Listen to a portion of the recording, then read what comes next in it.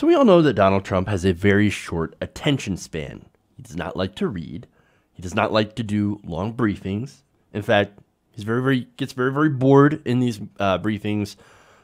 His eyes sort of glaze over. It's been described as, and look, recently he just set up executive time. Now, what is executive time?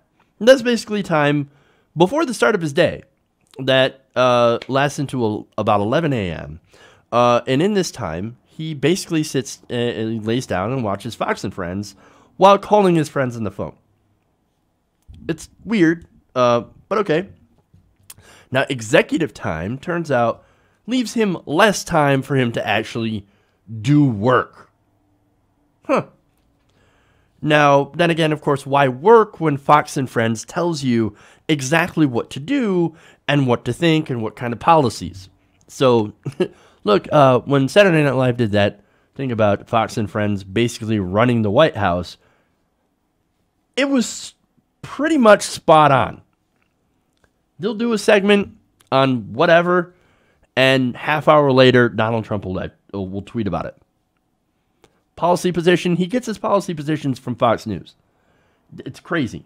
In fact, there was a story that I did probably a couple of weeks ago where Donald Trump explained, and this was explained by people working at Fox News, that Trump was like, quote, a crazy guy who called in all the time.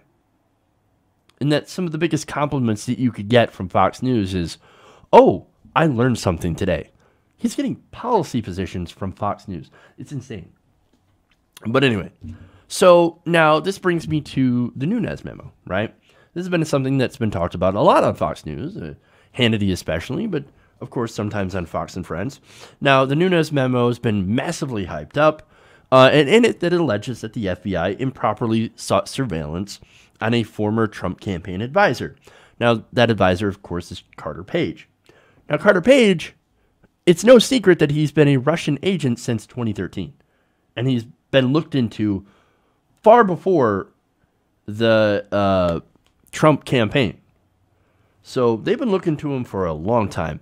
Now, that means, of course, that they had enough probable cause to get 3 different extensions of FISA surveillance warrants. Now, the memo, of course, it's not anything special. It's not a bombshell, but it got the job done. Republicans more than ever think that that the FBI is now biased against Donald Trump. And let me tell you who the FBI is really biased against. Progressives. People who want to change the system. Look at what they did to Martin Luther King Jr. That's why, of course, I have skepticism about the FBI. But knowing how conservative they are, on the other hand, makes it seem like, they would be more in favor of people like Donald Trump, people who are supposedly law and order. So there must be something majorly going on, majorly wrong with Trump in the way that he's running things for the FBI to turn against a conservative. But anyway, but look, again, Donald Trump, he's an idiot. And again, the FBI is mostly conservative. I mean, look at James Comey. He's a Republican, right? Robert Mueller. He's a Republican. Peter Strzok. Now, Peter Strzok is more of anti-everybody. He didn't like Hillary. He didn't like Bernie. And he didn't like Donald Trump. So he wasn't in favor of anybody. And he also thought in his texts that the Mueller investigation would lead to nothing. So that's where he stands on the investigation that he eventually became a part of and then got later released from. Now, but apparently the Donald Trump bombshell memo. But as usual, the facts don't matter. Now, I give you this context into the memo because the Republicans wrote a memo. Devin Nunes, of course, very partisan guy, worked on the Trump transition team. Well, the Democrats also wrote their own memo. Now, this memo likely points out how the Nunes memo was basically filled with cherry-picked bullshit. Now, great. I want to see it. I'm very interested in seeing the Democratic memo, why some of the Democrats were fighting against release. I will never understand, but guess what? We get our way. It's coming out. We're going to see the memo. Okay, great. In fact, the House Intelligence Committee voted unanimously on Monday to make the Democratic memo public, sending it to the White House for review. So now this is where Trump's dumbass comes into play. and his lack of reading ability. Asked if Trump had read the Democratic memo that he's been making so much fuss about, by the way, tweeting about how it completely vindicates him from the Mueller investigation. White House Chief of Staff John Kelly suggested that it was, quote, too lengthy for Trump to read and that he will instead be briefed later. Let me give you the exchange here, the back and forth. They said, has the president read the Democratic memo? He has it. It's pretty lengthy. And this is Kelly responding. Yeah, but has he read the whole thing? No. I just gave it to him. He'll read it after this. Oh, of course. Yeah. We'll get some people down to brief him on it. But wait a minute. Why do you need to send people down to brief him on it when he could just read it? He's got the memo. He could just pick it up and go, oh, this is the Democratic memo. Basically, John Kelly said, yeah, it's too long. It's 10 pages long. He's never going to read that. I mean, it's Donald Trump. He doesn't read. He doesn't read unless it's like a tweet. And look, he despises reading. And we've talked about this before. He gets super bored. He has no attention span, right?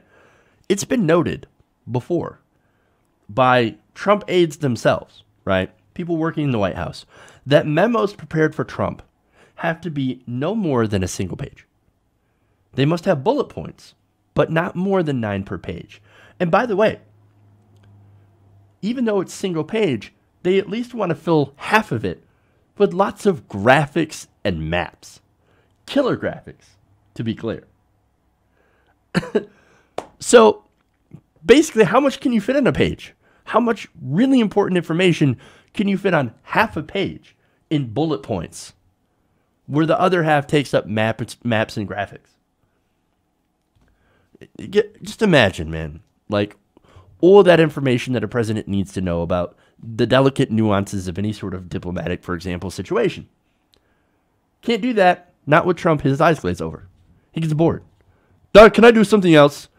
I want to watch Fox and Friends. I want to watch that Steve Doocy guy. I love Doocy. This is boring. Child. Not only that, but Trump also told the Washington Post that, quote, he has little time for reading and demands that any materials provided him be short. I like bullets, or I like as little as possible. I don't need, 200-page reports on something that can be handled on a page. That can I tell you. Again, no attention span. None whatsoever. And what do you mean that you don't have time? You go to Mar-a-Lago almost every single weekend and golf. And look, Trump works a total of, now that you have executive time, you work about 6 hours a day. He actually spends more time watching Fox News and eating cheeseburgers in bed. What do you mean you don't have time to read the memo? But no, apparently he has no time whatsoever to get familiar with the Nunes memo, which again, he says completely vindicates him in the Russian probe. How do you know? How do you know if you haven't read it? Well, I've got to wait for Fox and Friends to cover it. Idiot. Moron. Man-child. Good Lord. Look, and I'm not going to quit saying that. You know why? Because it's true. And we cannot normalize this guy. This kind of behavior, this kind of whatever it is, whatever you want to call it, this is not normal. And we cannot make it normal. Because if this becomes the new normal, then we're all in big, big trouble. Hey everybody, thanks for watching this video. If you want to see more like this, please hit the subscribe button below. And if you want to support truly independent progressive media, please consider becoming a patron at patreon.com/TYTNation.